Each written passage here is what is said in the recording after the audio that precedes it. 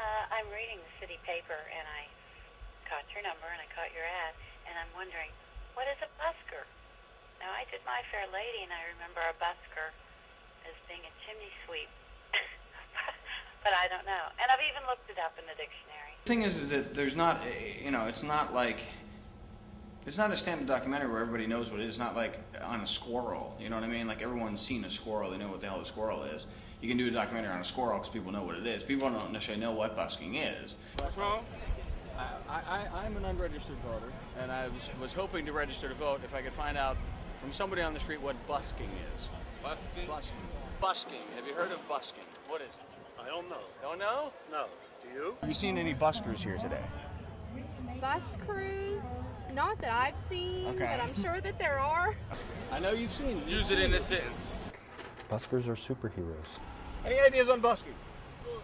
You sure? Well, it can entertain you. We're doing a documentary on busking. Do you know what busking is? We have it in England, Okay. mostly in London. During the parade route today, we've seen one person busking.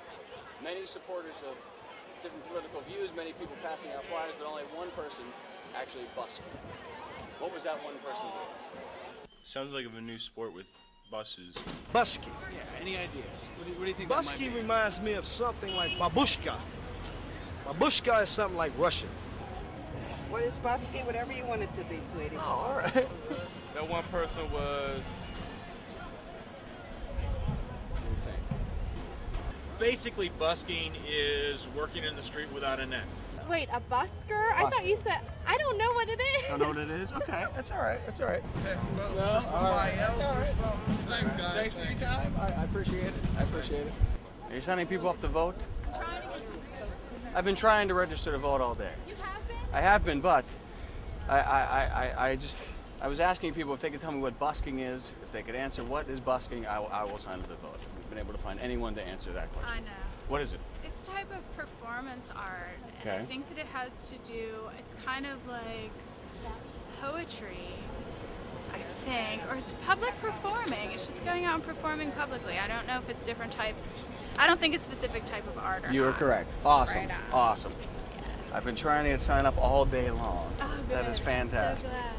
So what are you guys... We're doing a documentary on street performing in Pittsburgh. We're doing a big event in October 15th, called On Every Corner.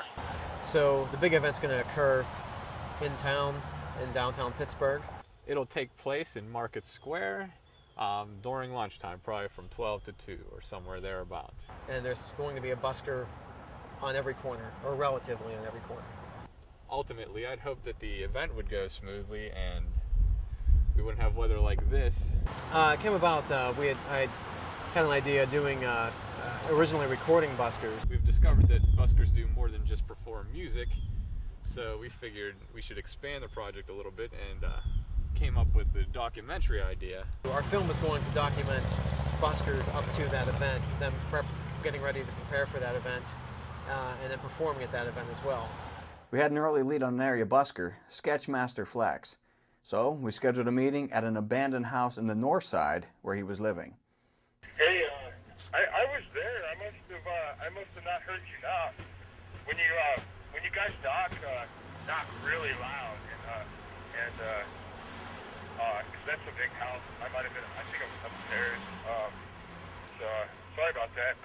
Since we had little to no knowledge of busking ourselves when we began, this project started out as a learning experience for us as well.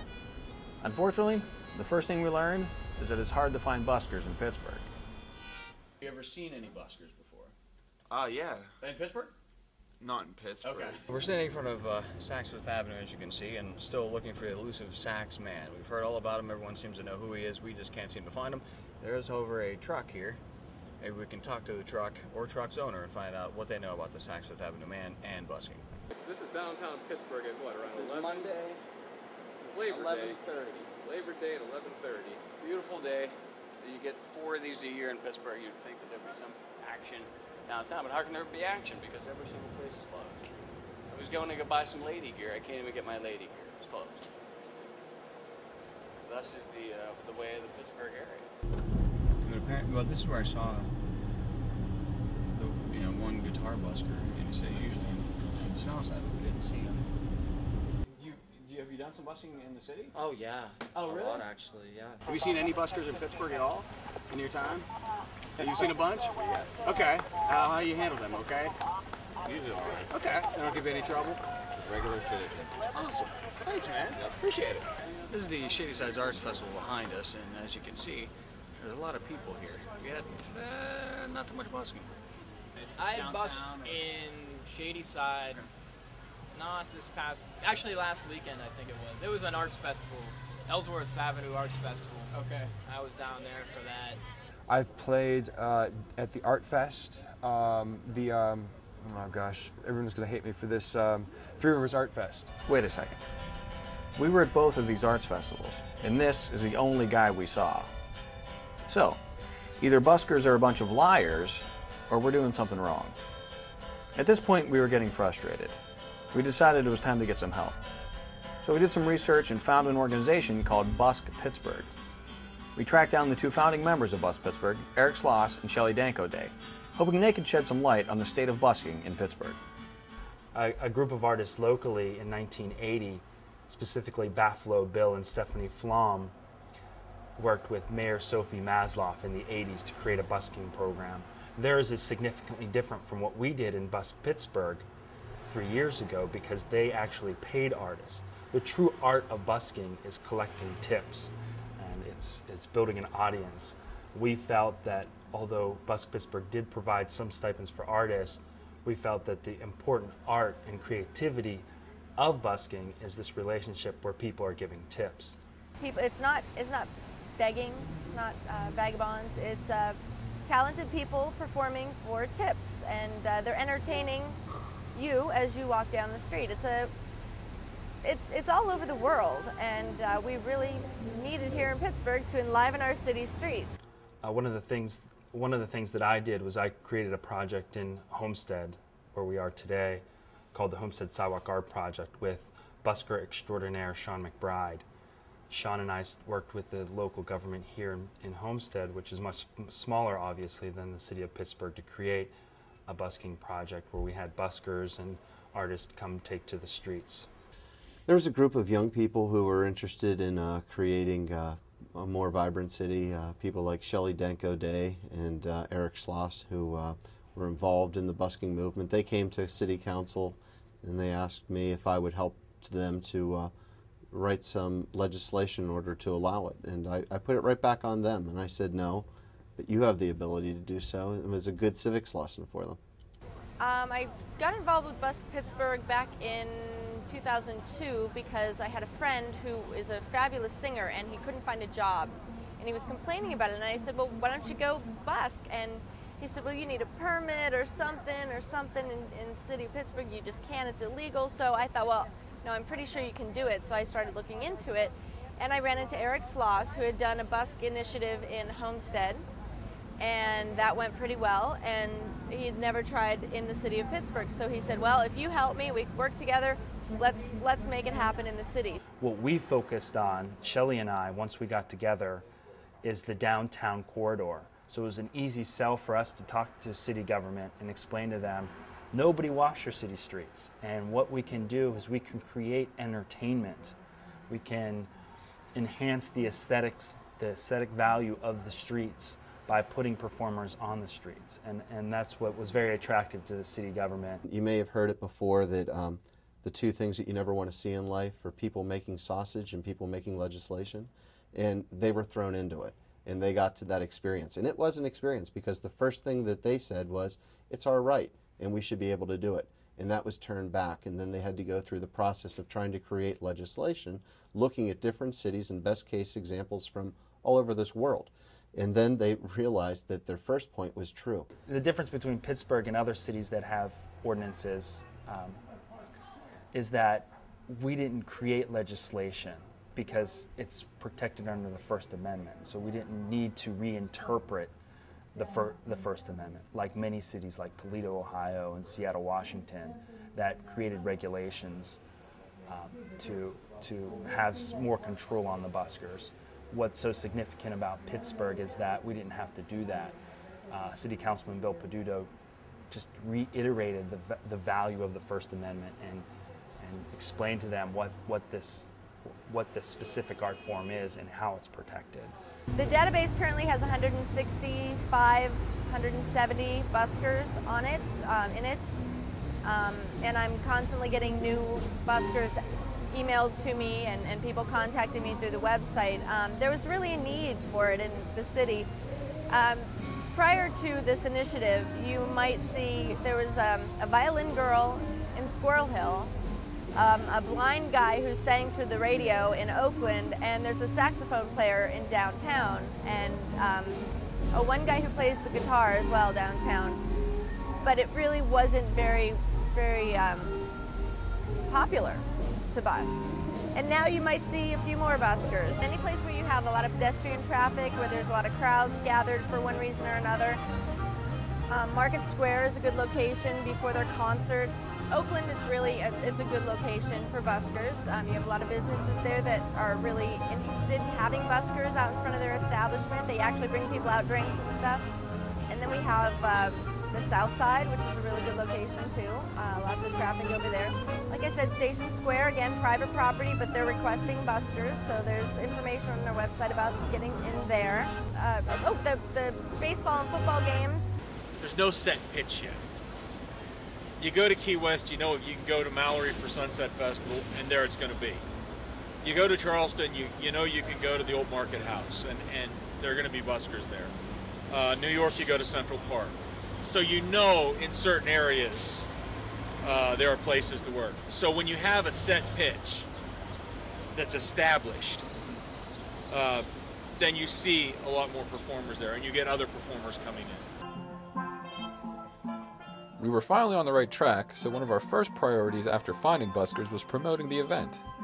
We had submitted a grant proposal to the Sprout Fund, a local organization that offers seed money to aid arts initiatives, only to find out that they would not be awarding anything until September.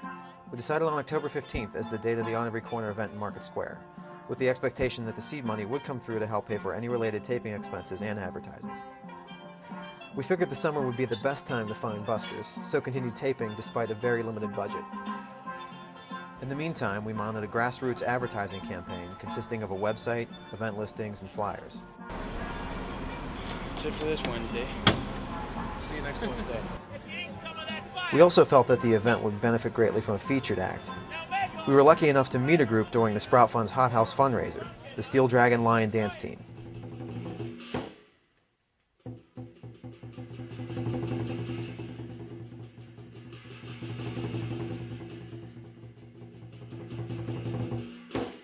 A lot of people don't understand it. I grew up with it. You know, when I was little, we'd go to Chinatown shopping all the time. Finding people in Pittsburgh that are actually interested in lion dance isn't that easy because most people don't know what it is in the first place. And yet this is very important to me personally, of course, because it's part of my own culture.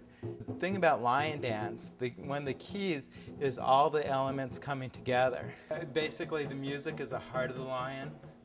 The dancers are the body, and what we bring down in the hoi gong is the spirit of the lion, which should pervade the entire team and which keeps the team as a cohesive unit. I really hope that we're helping bring a very important basic part of Chinese culture to Pittsburgh and make it more better for Asians, Vietnamese, Chinese, you know, all the Southeast Asian cultures that utilize lion dance, because it's not just an art, it performs an important function in our spiritual lives, in our celebrations and that sort of things, and that's really why I did it. Steel Dragon Lion Dance Team, we have more information about lion dance. What we just did now was a store blessing for Whole Foods. We go in there to scare away all the bad spirits that might be in there. Although it's such a great store, I don't know whether they really needed it. But traditional Chinese lion dance. If you want more information, we have information available. We also teach Kung Fu, and if you want to come learn lion dance, you know, please see me. We practice twice a week. Thank you. After taking Shelley's advice, we traveled to areas like the South Side, the Strip District, and Station Square, and found a variety of buskers. Our search continued to go well throughout the summer and into the fall, all the way up to the On Every Corner event. How long have you been doing the busking? About 10 years. About 10 years? I joined him a couple of years ago. Okay. And what's your main, you do the fire eating? The fire, balloons, Dance. storytelling, magic. So if I asked you like to define what is busking, how would you define it? Self-promotion. Self-promotion. As far as, and a way to provide for yourself, you know.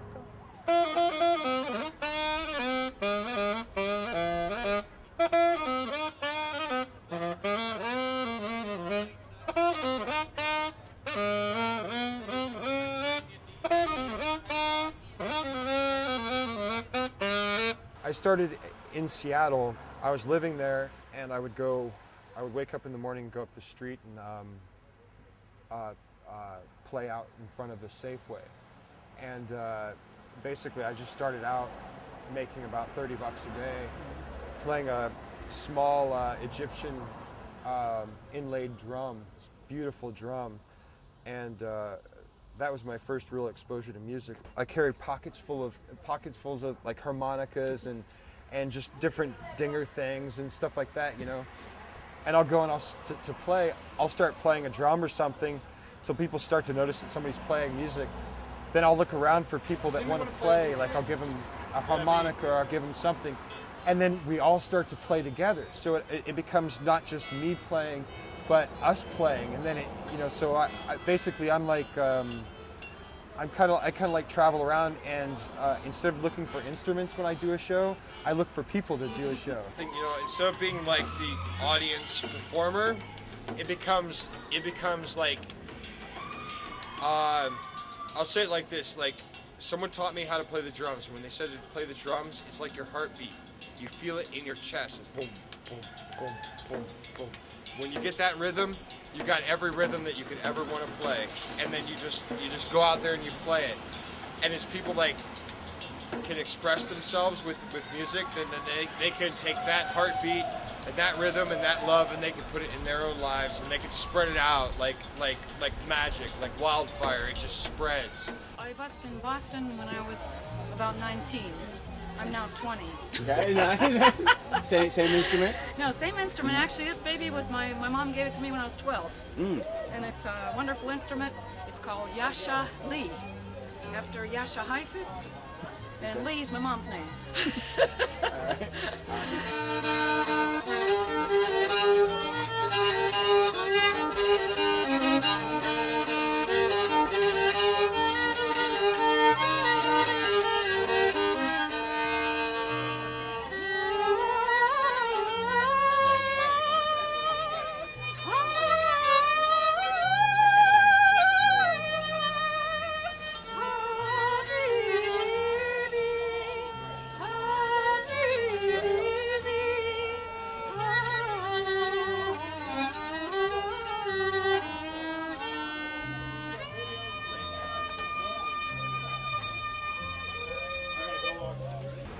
Come from the concept of Americana as music that should be preserved, and that's where I try to get my source materials from, all kinds of crazy old Appalachian hillbillies and Florida swamp dwellers and just like the bayou people. Anything that speaks to me of Americana is something that I try to play. And everybody wants to, I've had people ask me to give them lessons and stuff. I don't know anything, self-taught. All I do is play whatever I can figure out. You smell like catfish and turtles and frogs. You smell like muskrats and wet hunting dogs. The skeeters we got here, they're jumbo in size. They can't get to us because of the flies. We're variety artists, so we're not musicians. Woo! I'm awake. So how about we start off with a leg shaving demonstration? Get your pants off, darling. Oh, all right. Leg standing.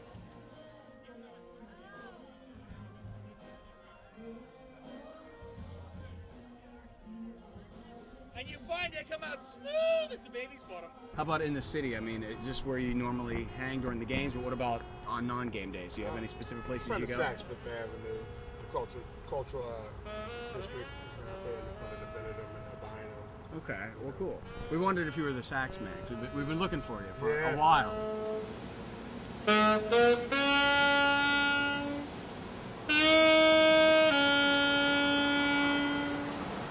We spend a lot of hours, a lot of time, not only developing the skill sets we use, but also developing the performances and what you see. We're real heavy on the safety aspects as far as the danger acts go, and it takes about 4 to 6 months of footwork before I'll even let you pick up a torch, and let alone a torch that's lit.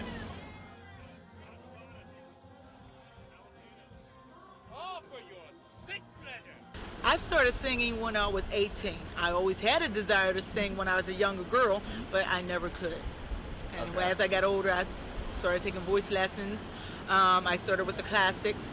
I used to sing Ave Maria, and I wasn't really into the opera. My heart has always been in the Gospels.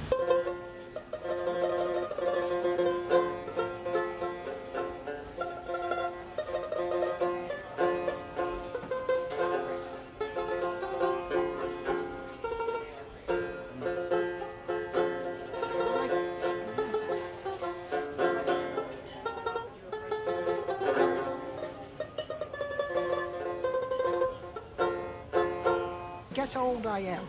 I was born in 1926. I'm 78 years old, and I'm retired. What did you used to do? Huh? What are you retired from? What trade? Well, in the steel mill. Yeah, I get Social Security, and I get this here, and this helps me out. I don't get much Social Security. Then I got a little job, janitor job, and then I do this, so I'm pretty good shape. This is good stuff. A lot fun, right? Fun Maybe play. I might make a hit someday. I don't know. Hey, I'm the Ghetto the Clown. 4 scores and 7 years ago, our fathers brought forth on this continent and new nation conceded dedication to the proposition that we are not equal, so you don't get the same as I get. You gotta learn how to read first.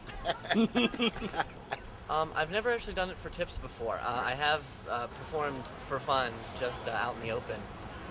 Because it's such a recent thing, I haven't thought about it much in terms of a money-making tool. Juggling is all about dropping and picking it right back up.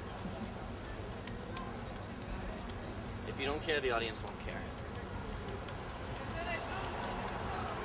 I'm not busking. I was actually hired by my local. Hired on time, but do you do busking? I've street performed, yeah, all over. Oh, cool, man, cool. What's gonna be here? I don't know. You guys choose.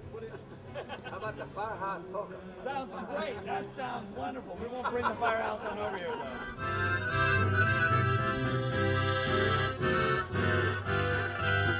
The only time I've really busted in Pittsburgh has been at the Three Rivers Arts Festival. Okay. And that is, it's like, it's Eden for busking. Right, It's right. like, people were happy, they saw a show for free. Right. And they're getting, they're just in good spirits, and then usually there's so many people that they don't even get to see the band necessarily, so then having a street performance just like brings to cool.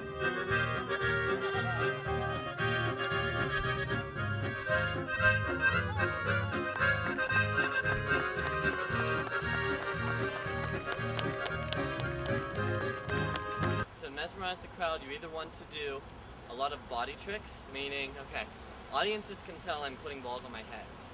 They can also tell I'm catching balls on my neck. They can't necessarily tell the difference between this, right, and this, you know, to the uneducated audience, which is cool. So you want to do as much stuff as they like. Sometimes it may not be the most difficult stuff, but like kicking it off a shoe, they can, you know, they know what that is. Going hacky sacks right, that's you know, but if you say you're doing it behind your back, you know, they can tell you're throwing it behind your back, and that's cool with them. The box, they love that one. Yeah, it's a very right angle. Have you ever thought of teaching classes? I mean, yourself? Like. I have, and I'd like to at my university as a part of the community class program. I got a violin, but that's a rough son of a gun. I'm taking it. Oh, that's a tough son. I got to get that, and I'll have the whole 3 things. Excellent, excellent. Are you self-taught? Did someone else show you how to do it? No, I did. I taught myself. Okay. I don't read notes or nothing. I just in my head.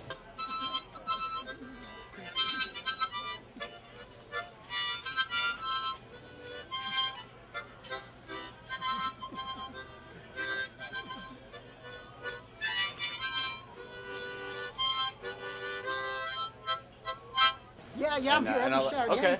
Anytime you're on the video, you just come by. Excellent. Unless I'm sick. One Saturday I never showed up. I was sick. Okay. I'll be here next But this is Saturday. your spot, right? This is the one? Yeah, this is my spot. All right. Yeah, I do pretty good, too. Okay. Gotcha. Well, how long have you been playing? How about that? 25 years. 25 years? As far as the saxophone. Mm-hmm. That's your main instrument? Yeah, saxophone. Well, I've been playing for the best of 13 years. Okay. You know, but I've been busking only for 2 years. Okay. From Pittsburgh area? And right here in the metropolitan area, right here on the Strip. Okay. Like, what I'm exchanging to my listening audience is basically jazz.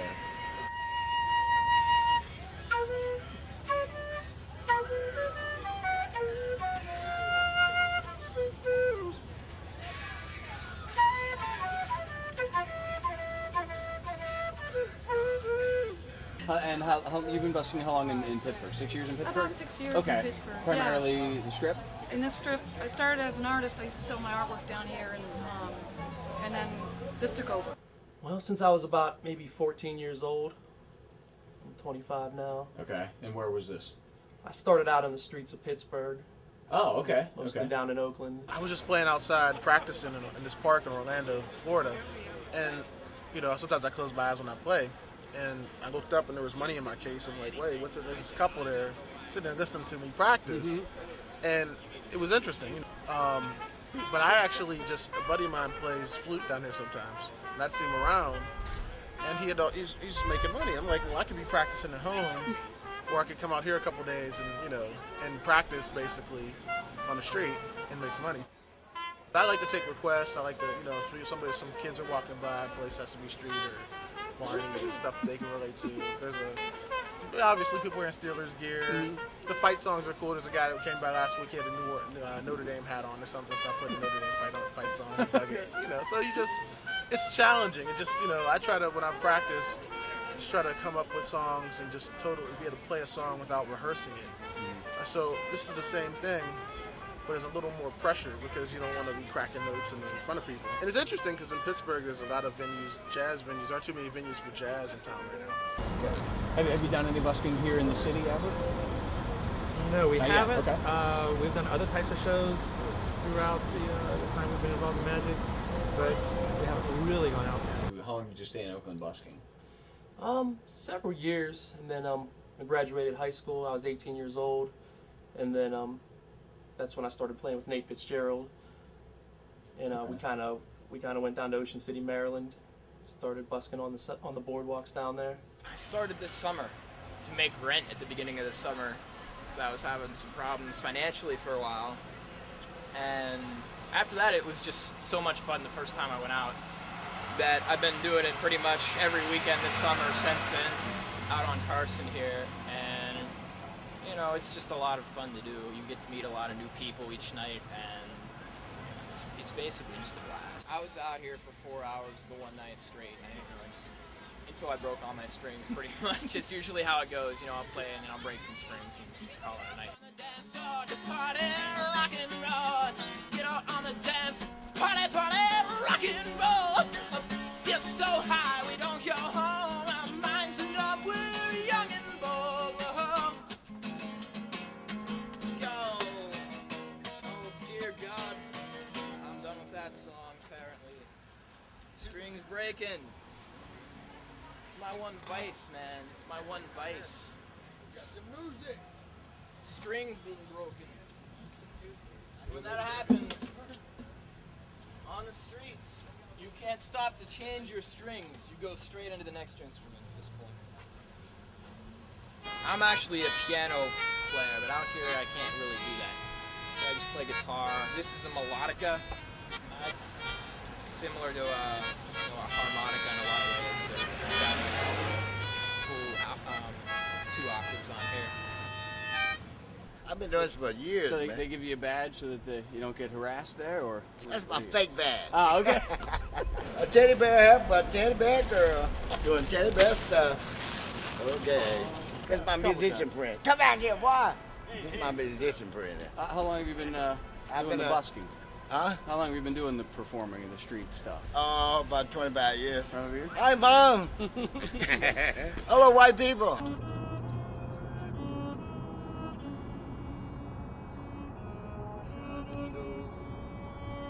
love you, daughter. Always you rolling river, ocean and know I love you, daughter.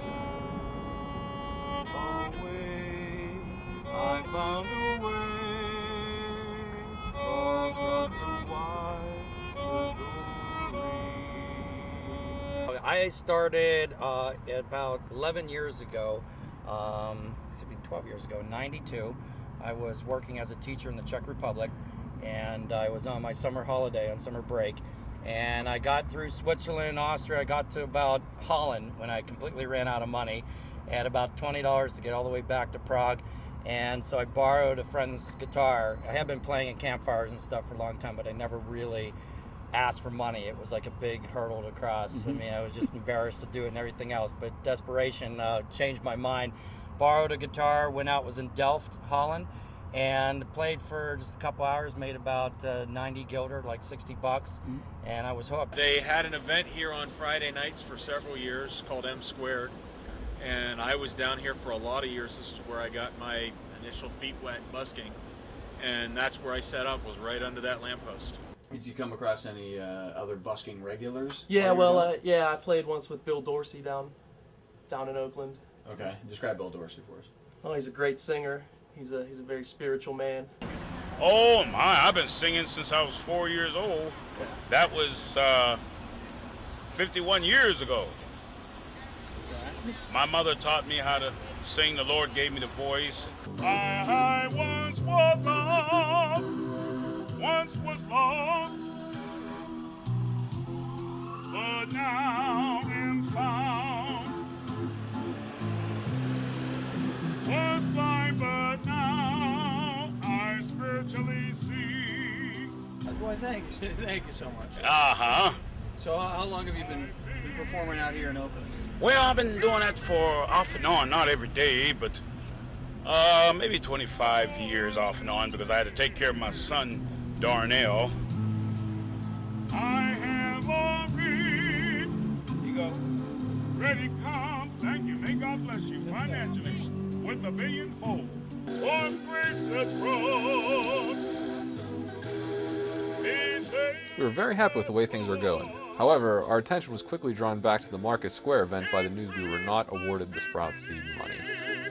Praise God. Praise will lead me home.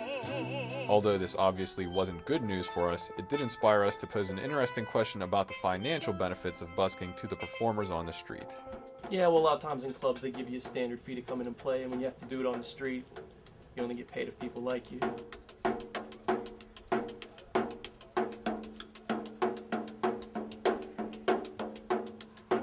At $30 an hour, this is the most underrated job ever. So we're like $5 an hour if you can play decent. That shouldn't be hard to get if people aren't trying to be, you know, hoarders, you know, holding on to everything, you know. You spend extra 69 cents on to supersize it, but you're scared to, like, you know, give somebody a quarter for all the skills and art that they've learned, you know, from the time that they were in elementary school learning the violin, how to play the drum, the saxophone, the trumpet. The best places that I've found, I've made $50 in an hour in the South Side. I've made more money out here than I know some guys. I don't play a lot in the clubs, but I've made more money on the street playing in a couple hours, and I know some guys I know what they make in the clubs, and it's not good. And I've made double, triple that just playing on the street some days. It's a pretty good location you got here. Well, On the bridge, you know? I came on this same bridge about a year ago from today. I wouldn't say to the date, but I mean, it had to be close. And I played standing up on the buttress of the bridge, way down over where it arcs back, you know, into the town side, with the guitar open, and I worked and I struggled and I figured out how to play Take Me Out to the Ball Game. I figured that out after 45 minutes or so, and I played it for about 2 hours and nobody was responding. And I looked over and the PNC Park is dark and Heinz Field is all lit up. They're playing football and I'm playing a baseball song, you know. There's a big hole in my thing here, man. Look at this. How am I supposed to play like this? Help me! Strings are $1 a piece. I broke one. To me, this is a venue to get it out there, you know. But I could have made money. I knew the Steeler fight song. I just didn't know it was a Steeler game. I'm going Pirates, you know. You know, it's not necessarily something you can make any money at, but you know, just extra cash. Since I'm from Pittsburgh, now I don't know if I speak for other buskers like this, but since this is my hometown, I'm not as go get them. Like, I just do it when we feel like inspired or there's a festival. If the Steelers are playing and, you know, they were in a championship game a couple years ago, so I went up there and started blasting my horn up on Mount Washington. You know, I'm not there to make money and stuff.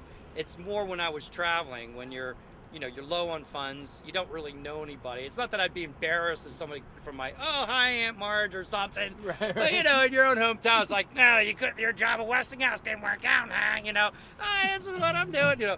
But I mean, it's like, it's just, you know, I just do it when the kind of spirit hits it, you know.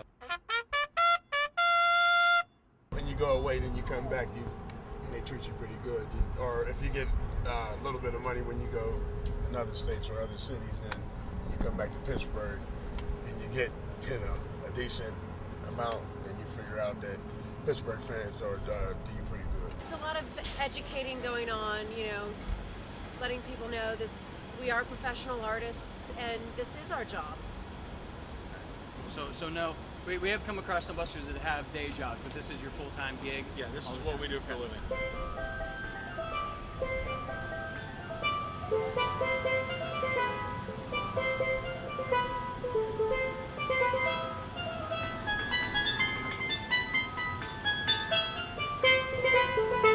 You got any money for people more fortunate than you are? Although some of the buskers could not relate to our financial troubles, there was one concern we all shared. How does weather affect the busking scene? Incredibly. It's very, very much a seasonal thing. In the spring, it's incredible. People are so receptive. They're so glad to get out of their houses. They feel so free, and they just want to run out there. People, they're talking to them. They're like, oh yeah, this is great. You know, I love this. You know, this is fun. This is great. If it's raining, not only, you know, are you standing out there in the rain, but there's nobody out there either. So we've been rained out a couple of times this summer. Although some of our best nights have been days when it's rained early and we've hung it out until after the rain stopped and then worked afterwards, and we've gotten some of our best ads that way. Even though it had been surprisingly pleasant for the majority of the time we were taping, the thought of rain during the On Every Corner event was still on our minds. We also needed to find out if we can afford to hold it without backing from Sprout. We headed to the city-county building to speak with Nadine. You may have to get down the floor and then go around, because you're going to have to go through security on the other end. Okay. So you're going to have to get down and use the Grand Street elevator. All right, thank you. All right, we were denied entrance through that way, but we'll find this Nadine if it's the last thing we do.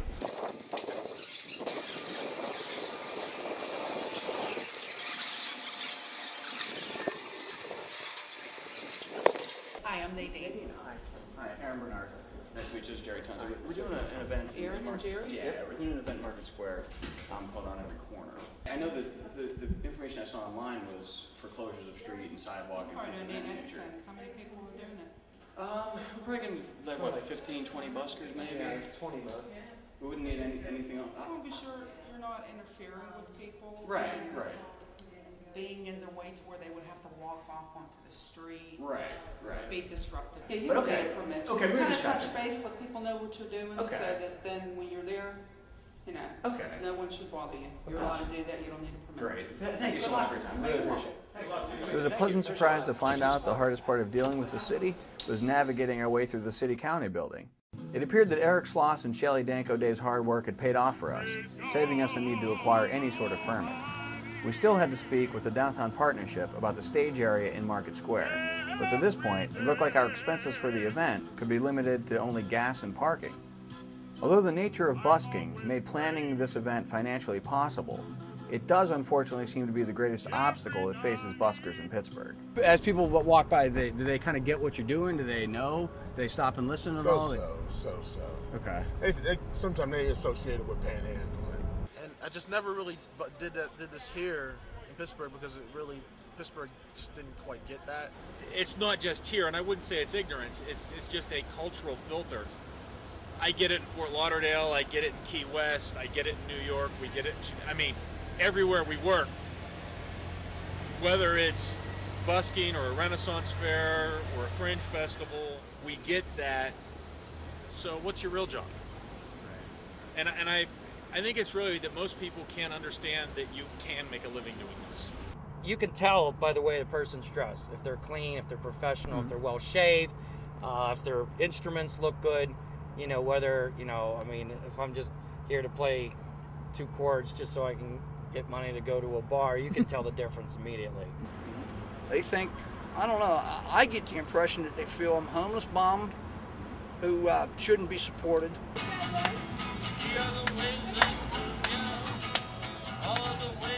Fuck that shit!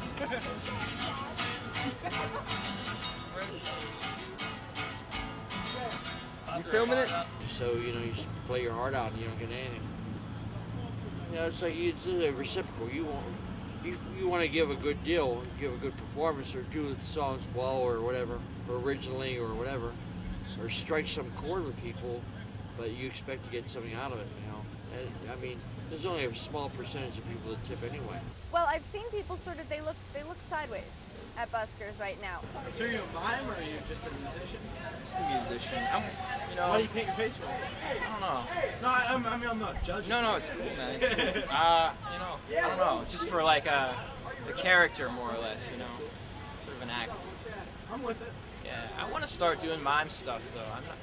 I don't want to just... It's kind of a creepy sort of a thing to go into. I don't want to just jump into it either, because I don't want to do a disservice, because I'm not, you know... Mimes get pissed off. Yeah, dude. They'll fuck you up. Gotten harassed a couple times, but just mainly by single officers, you know, that say, you're giving me a headache. I find that suppression plus repression equals depression. We were actually over there in the corner, and the guy was like, "Oh, you gotta get out of here," or whatever. But so we just went across the street, and you know, it's funny because people saw us breaking down and were like, "Hey, you guys aren't done." We're like, "Well, this guy's kicking us out." You know? But it's just, you just move, and it's not a big deal. Like, I've never had a problem. I've not even heard of anybody having a problem with this at all, like as far as the police or anything. Actually, we have been arrested while busking. Really? Yeah, Okay. Where was this? In Ocean City, Maryland. Yeah. Okay. And we were playing for a crowd of people that happened to have open containers of alcohol on the boardwalk, which is illegal. And we were all taken to jail with our guitars. And we were stopped several times by the police for playing too loud acoustically. Too loud acoustically? Yeah, too loud yeah. acoustically. They claimed they could hear us blocks and blocks away. Blocks and blocks away, and people stomping their feet. Yeah. And screaming. And it was a good time though. Oh, I've been shoved off many places, and it's crazy because I've played for amazing people, and I understand the businesses because they don't want anything threatening. It's hard enough to have a business. So if they see somebody and they think, "Oh my God, you know, she plays a sour note, we might just lose that $1,000 sale." You know, and I do that also at galleries. When I'm playing for galleries, I think, geez, you know, it's sort of a responsibility. They're looking at the painting, and you walk up and you go, "Eh!" and they go, "Oh, that's okay, honey. You know, let's go buy a sandwich and forget about that baby."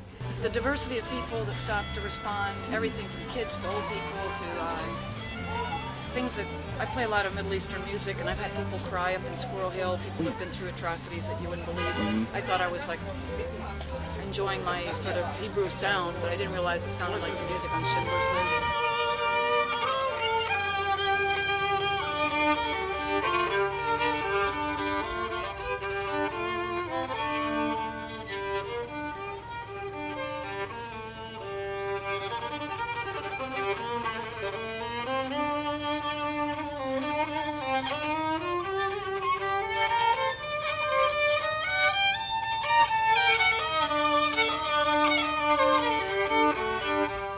Positive reaction once a day, I'm happy. And even if I don't, I'm happy because I get to play. People are just starting to open their eyes to the idea of having street performers. We've gotten a lot of feedback. People come up to us and say, "Oh, you're adding so much to this experience of being here," and they really like the idea. But there's also still another connotation that, you know, that equates busking with panhandling. And here I haven't heard of a busker making more than maybe $30 in a day. However, the homeless in Oakland make $100 a day. And they're still out there because you keep giving them money. You're encouraging that activity. So you can have them, or you can have talented people. The main obstacle to overcome with Busk Pittsburgh, introducing busking to Pittsburgh, is to let people know that the buskers aren't homeless. They're not desperate. They're just talented people, and they're helping to enliven our city streets. And we need them. And we need to say, at least, give them a thumbs up when you walk by. Throw in $1 if you can. But at least realize that they're there entertaining you.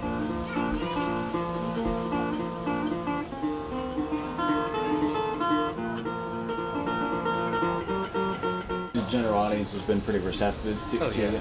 Yeah. Cool. These guys love it. They all want to be rock stars. We're not panhandlers. Okay. When you see this little bucket with our Busk Pittsburgh sticker, we're not panhandlers. And we're not out here in the street. We do have homes, we have kids, we're married. This is just something we do to get our careers jump started. Yeah, so let those people know that busking, we're not begging, we're not out here begging, we're out here performing. And if you want to pay us, go ahead, but if you don't. And we like to try to give her the You're welcome. Thank you. I think I would like to give her. Hey, how are you? hello there. Did people get what you were doing? Yeah, actually, in fact, one time we were down in the South Side. One of the few times that we ever went down there, and Nate was with me that day. We were down there playing, and we actually stopped traffic down on the South Side on East Carson Street. And people, were sitting there and listening. But I've never had any problems. In fact, I think of the opposite. I think people, when you hear we have a very family-oriented sound, and I think they've been very supportive and like that the crowds are happy kind of stuff. Up to this point, we were unable to find any specific issue that impacted every busker. Some of them made money, some of them didn't. Some of them were perceived as panhandlers, some of them weren't. The only issue that did seem to affect everyone, no matter what, is Pittsburgh's inconsistent foot traffic. Any given lunchtime, I generally try to hit in there lunchtime, 11:30ish. Okay. Yeah. Usually later in the week is generally better, But I mean, it's odd. I've gone down there for, in the first half hour, made $20, and then sat there for 2 hours and made $2. You have to try to pick areas where there's good foot traffic. Right. Where there's a lot of people. In the Strip on Saturdays, Friday, Saturday, Sunday, even early Sunday is cool. You might get me in the morning when people going to work. Okay. You get people working from 6 to 2. Okay. 7 to 3. Okay. 8 to 4. So they have to get up about maybe 4:30. They're on their way to work. Find somewhere to be. Where traffic is coming. It's pretty much Saturdays. Sometimes Thursdays because the stores stay open. Did you try out any other areas like South Side or downtown at all? Not much. I did the South Side a few times, but Oakland seemed to be the place where the most people gave the most money. In other cities, there's a lot of places where you'll get more people walking by than here. Here, it's hard to find a good spot, and it seems like, one time on the weekend you might find a couple good hours or something like that. Other cities, it seems like on the boardwalk you could be out there all day, and it's just going to keep being new people walking by the whole time. Ocean City versus Pittsburgh. Well, there's just people, in Maryland all the time along the boardwalk, and it's, a lot of people, thousands of people every day. So that's obviously much better.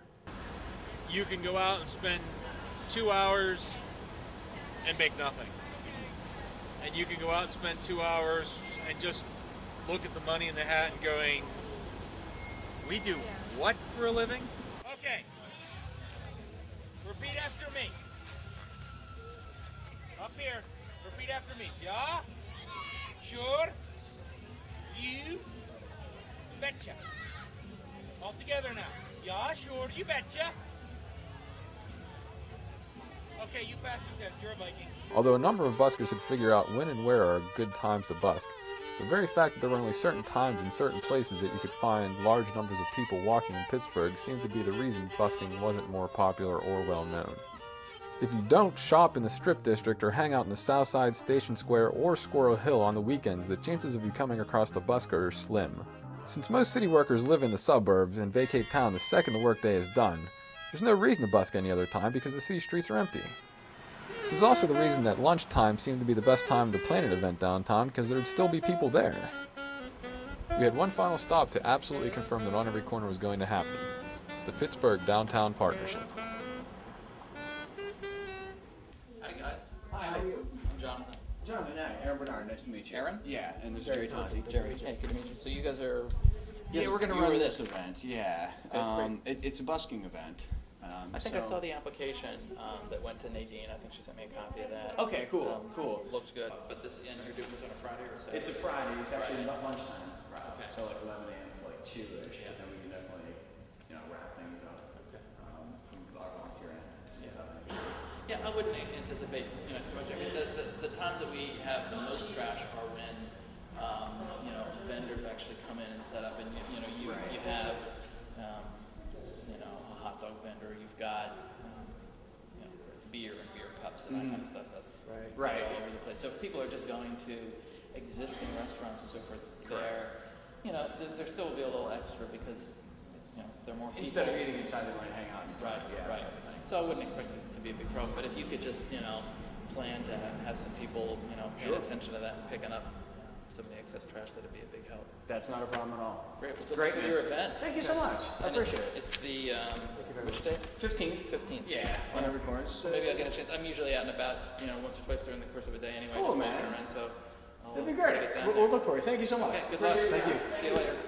It was great to finally have the On Every Corner event confirmed. We continued with our flyer campaign and checked in with the progress of the Lion Dance team. Everybody in Lion Dance is a Kung Fu person, so they understand the discipline, and they understand that this is an extension of the culture that they're inheriting by becoming martial artists, by becoming Kung Fu practitioners. I think we've made some pretty good progress. I've been working on developing the fundamentals of the team too, both their Kung Fu that is required for Lion Dance as well as the Lion Dance itself, and also their training, their basic conditioning to make them stronger, more flexible, those types of things that we need to do to progress and become a better and better Lion Dance team. Generally they give 110%. I think that they work really hard. I'm pretty happy with the way it's going as far as their progress goes. Sometimes I wish we could go a little bit further, but right now we can only meet twice a week. And so you only have so much time to progress, even if our practices are 2 and 2.5 hours. Oranges are good luck because they're orange, and gold is a good luck color. Red and gold are good luck colors in Chinese. And so in that case, this is a real traditional one for like produce vendors because it's natural. And so each orange represents a season. And in that one, what you do is the lion goes down and he eats the orange and he just takes it. And then what he leaves is he peels the orange and leaves it, and it looks like a lotus flower. It's got 8 petals. And then he takes the flesh of the orange or tangerine or whatever. You can use tangerines too, that's actually more common. And then you give it to the person who's asked for it to perform, for their store. And you do that for each one. Okay, so what are you going to do? You come up here, you do the first approach, come down like this, then you come around, and when you give it, you can circle around a little bit each time you want, or you can just go directly to the owner, okay, to the person who's sponsoring Lion Dance. And then, you know how you like to have it up, you can, look at the other people and then come back and do the next orange.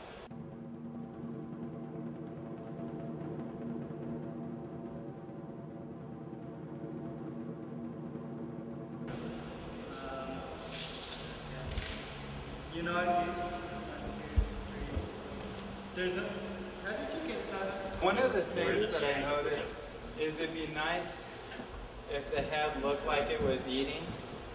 So instead of if you can use your shoulders to kind of manipulate the head while you're doing that, so it looks like, you know what I mean? Because that's kind of how Lions eat. My team makes me so proud. I seriously, I'm really proud of them. I mean, they've just suddenly, you know, really come together. It's just so great to watch as a coach.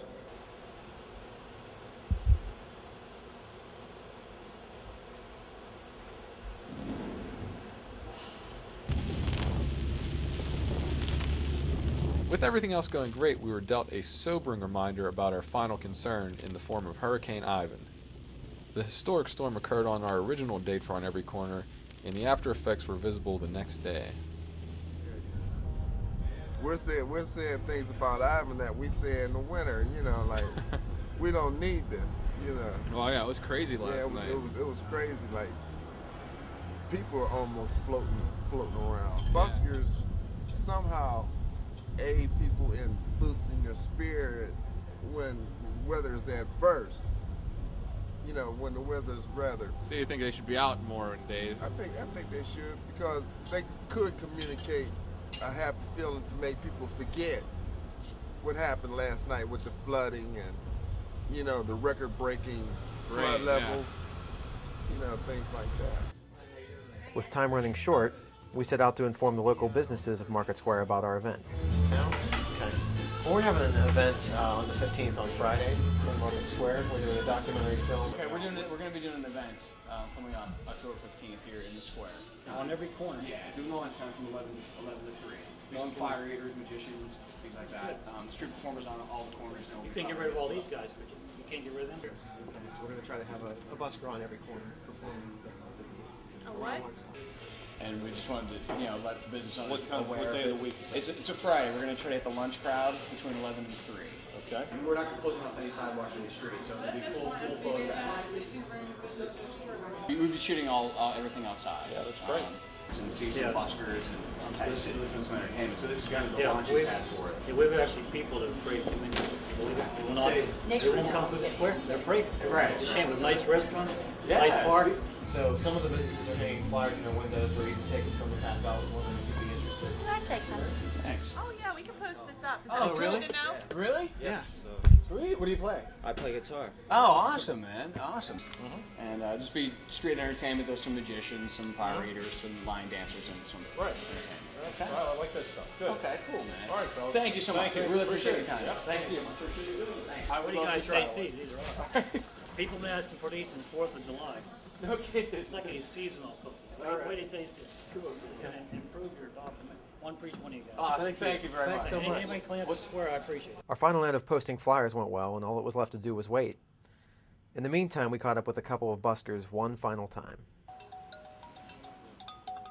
You know, I had a really good time with this because I met a lot of people that I wouldn't normally have met. I met a lot of just characters, you know, a lot of people that took my music to like interesting levels, you know. It made me feel so good. What I didn't like about it was that I really wanted to give people something. When they would, you know, they would throw change in a box, you know, or guitar case or whatever. I wanted to give them a tape or some, you know, CD or something like that.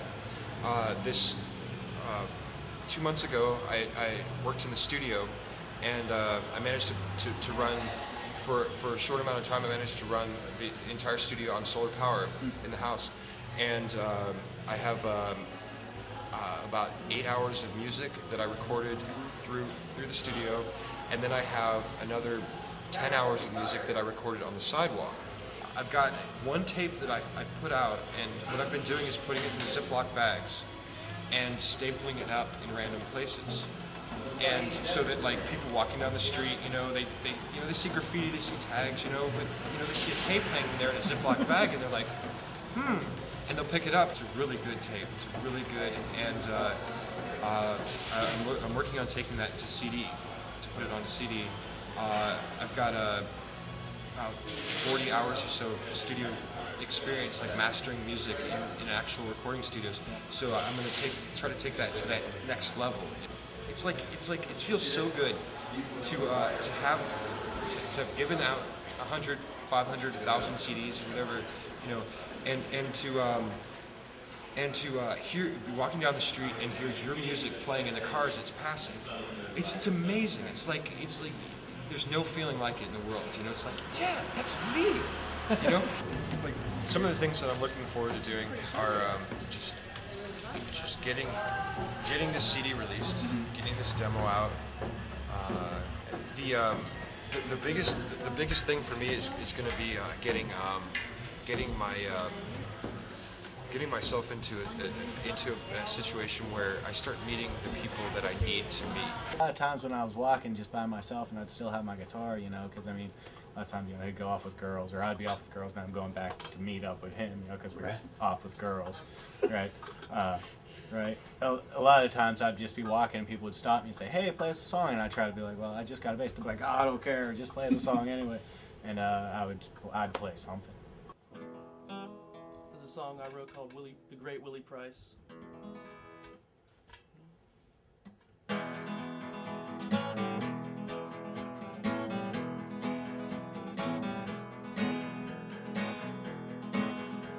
Well, Willie Price could sing the blues like no other man can. Was born and raised in this sad land without a nickel in his hand. One day the government said that they were stealing his house away. So he turned to hustling, dope and smack and drinking both night and day. But Willie played that old guitar and sing a song of pain. And no, you're not the only man whose dreams drown in the rain. You were never given a chance in this world, no chance except to die. Just sing the blues, you cannot lose if that pony gets all wide.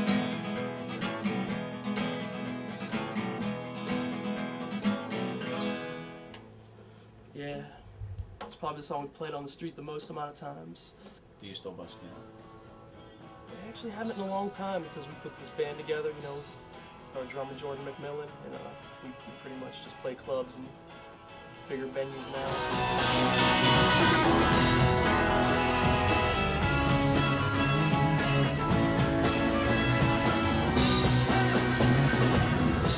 I mean, what we're doing now, I'm really proud of, you know, and what we've been doing. And, you know, I gotta think that's where it started, you know. Yeah, cool. I was on the streets, you know. That's where it started, and that's where it's always gonna end. Around midweek, it was not looking good. Rain was forecast for the entire day. We had no way to contact a number of the buskers, and as it grew later into the fall, the chances of good weather became slim. At that point, there was no alternative but to continue on as planned. The line dance team had a final practice before the event, so we stopped in to see how things stood with them. You know, this team has gotten close. We know each other, and I think that we can really make progress. I'm hoping to bring more people on now that we've got a core and do more performances. And then specifically about the event, is the weather going to have much of an impact on you guys? Or? This weather will be kind of cool, I think, but it won't be that cold. Well, they'll live. You know, I mean, yeah, to be honest with you, I expect this from them. You know, I expect them to do it because A, 50 isn't that cold. B, the costume is, you know, the line itself is pretty warm. And C, they are martial artists. Being a martial artist requires dealing with whatever kind of adversity comes up, and it doesn't even have to be a fight. You know, martial arts is training your mind. Line dance is training your mind, is learning to work with each other, whatever. You know, and when you do a line dance, you have to do it in whatever environment you're given. The little rain's not going to... A little rain's not going to... The only thing a little rain might do is make our line all wet, and then we'll have to clean it up. You know, and you know, we only have one line. We don't have a lot of money, so we have to take, you know, good care of it. Here we are, October 15th.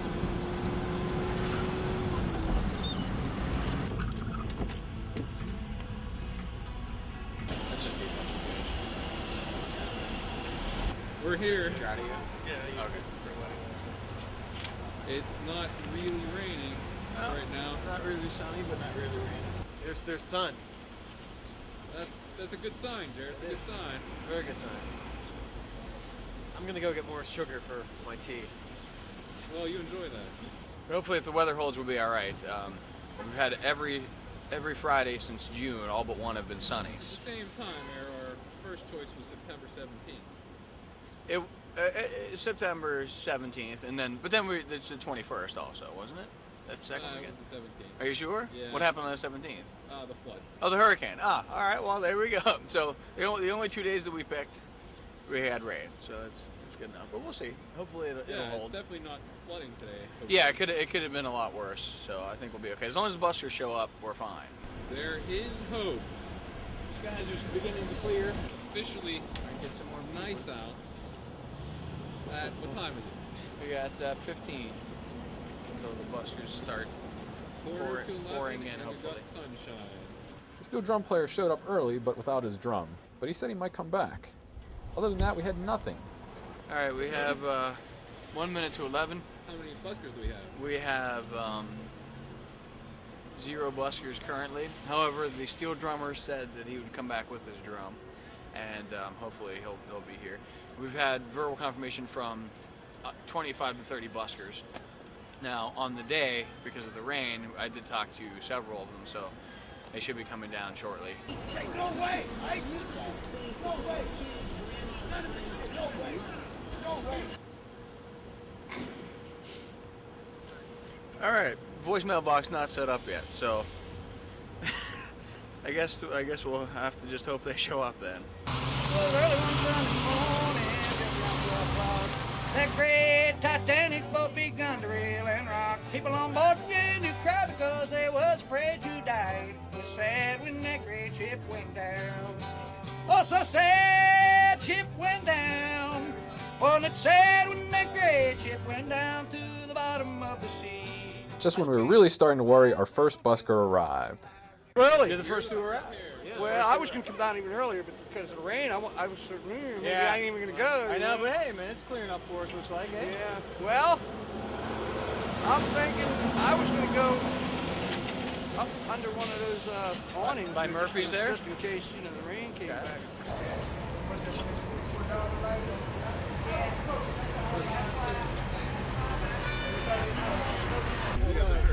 Hello. Yeah, man, absolutely is.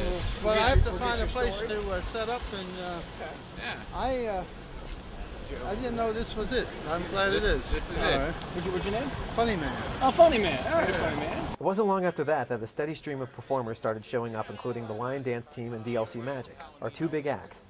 The event itself was still very quiet and did not attract a lot of attention. They're just ignoring everything.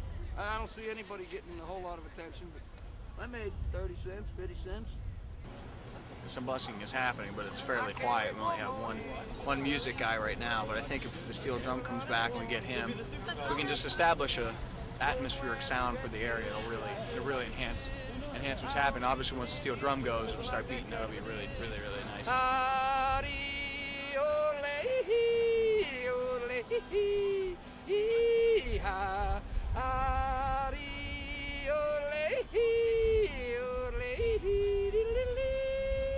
Hopefully Trina Hicks will show up with her singing and Bill with the singing.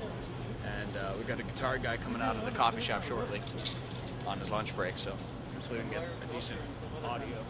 This morning we were very worried. Yeah, I called Jerry this morning. I said, it's still on.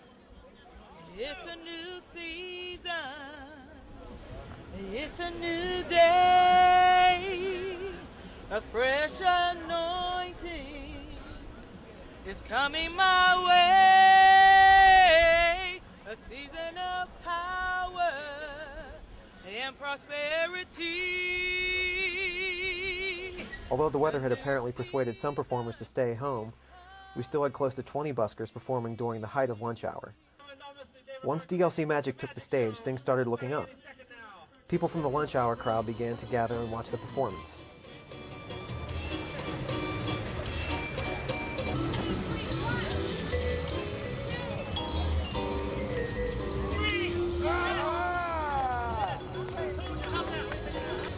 By 12:30, all the buskers who were coming had arrived.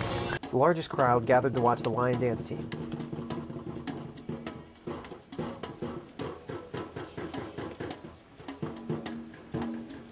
The Lion Dance Team performance was everything we hoped On Every Corner could be.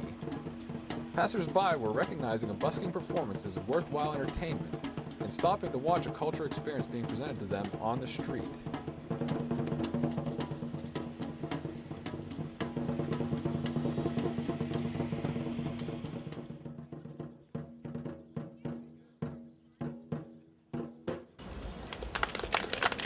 The response to the line dance team and the event in general were resoundingly positive. If we had this type of entertainment or just kind of street entertainment in the square, would it be more appealing to wander through versus what's happening here now? Or about the same? How do you think it went? People enjoy it? I think we got a great reaction. We had a great time doing it. Okay. It seemed like people had fun. What do you think? Yes, I do. I think what we need to do is bring more attention. We need to draw people in here. We need to let them know things are happening down here, to give them reasons to have lunch, come out and see a little bit of entertainment, enjoy themselves, see a little bit of culture. This is not just, fly-by-nights. You have some good people doing some interesting things here. So you can have a little bit of art in the middle of your lunch. I think it's awesome. I think it's either a good thing for the city. You're promoting, street performers that come out and promoting culture. Very good idea. But how did you hear about it? Yeah, how did you find out about the project? I got an email from the Ground Zero. Have you seen many buskers around outside of? Just random things here and there. I never see a huge conglomeration of them. If there was a park such as Market Square, for instance, that had entertainment on a daily basis, would it be something that you would check out and maybe Definitely. enjoy? I mean, it's great with kids too, Actually, I was passing back from school and saw this stuff. And oh, cool, man. Yeah, one of our. For Art Institute? Or? Yeah, I go to the Art Institute. Okay. Yeah. And what kind of stuff did you see today? Saw the juggler, most of the musical performers. Okay. Funny man, he's an awesome guy, very nice person. He's the funny man? Yeah, he is.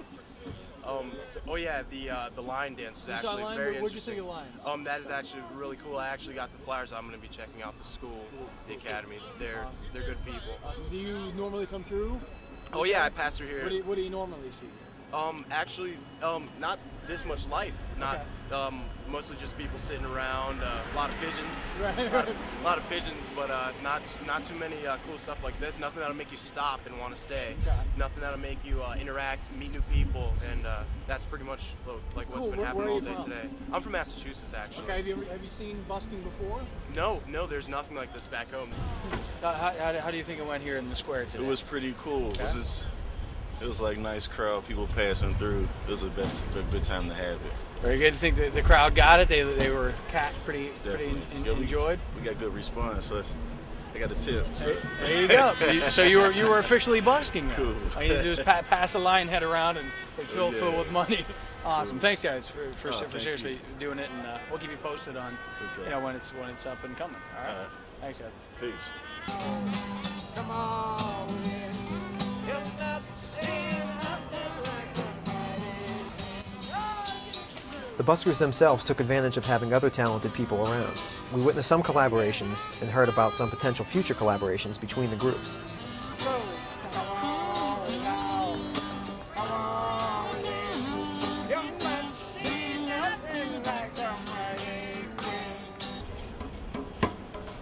As the lunch crowd dissipated, several of the smaller performances took turns performing near the stage area, and Market Square eventually returned to the status quo that existed before On Every Corner was in full swing. All right, well, thanks for coming down. Thank you. No problem.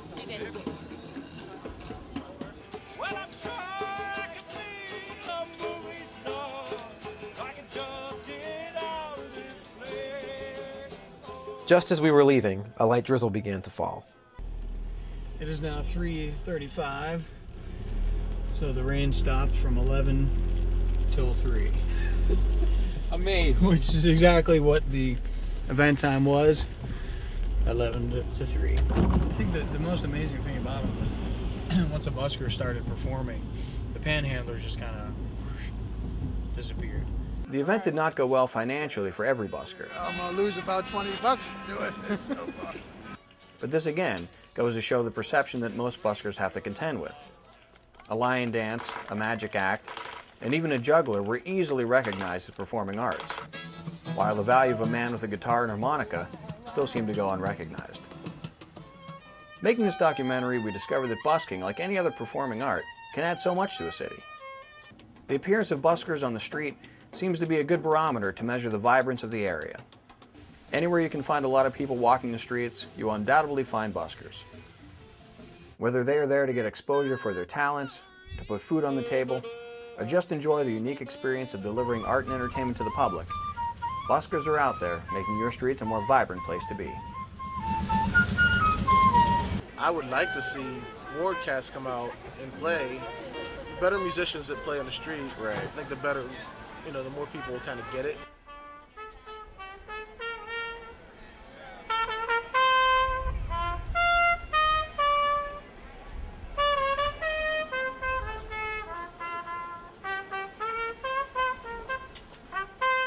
All these different groups, the new arrivals to Pittsburgh from different cultures, or even just from different parts of the United States where things are a little bit different, help contribute and stimulate the culture in Pittsburgh and stimulate growth both in the economy and change and growth in the neighborhoods and keep it lively and vibrant.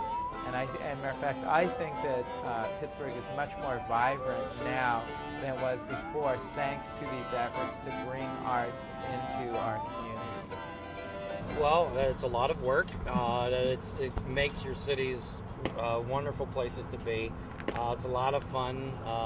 Some people, you know, do try to feed themselves from playing music on the street. I mean, it's a medium that is fresh, it's direct.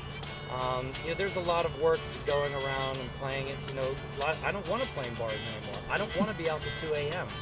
and smelling like smoke where people don't listen to you. They're half crocked and then they play Freebird, you know, and you're on a 6-string, you know, acoustic guitar. I mean, it's bringing art.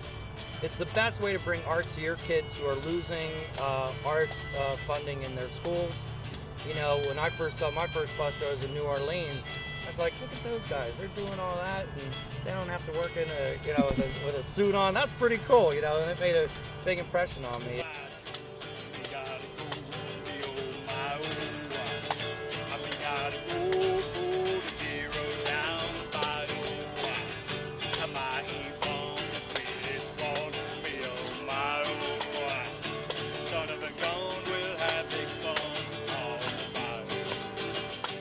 We just didn't wake up one day and come out here to do this. A lot of thought, a lot of time. There's a lot of design in our props and what we wear, and a lot of thought goes into it, and this is how we make our living. To me, busking is a cultural exchange. The music is the interaction with the people.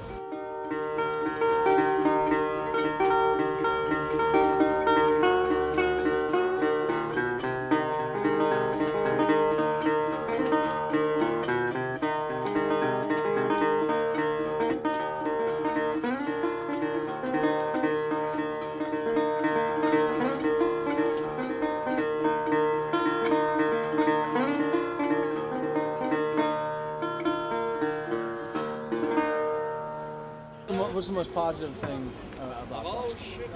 The most positive thing? Is there a positive thing? Oh, there are lots of positive things about it. The best positive thing is it's a environment that lets the best come to the top and lets the people who have talent be recognized. And it gives a lot of opportunity for people with artistic interests to develop them and to make a little bit of money doing it. Yeah. I was talking to a fella just the other day. He had me sitting on the edge of my seat. He said if God didn't mean for us to be animals, he sure in the hell wouldn't have made them out of meat.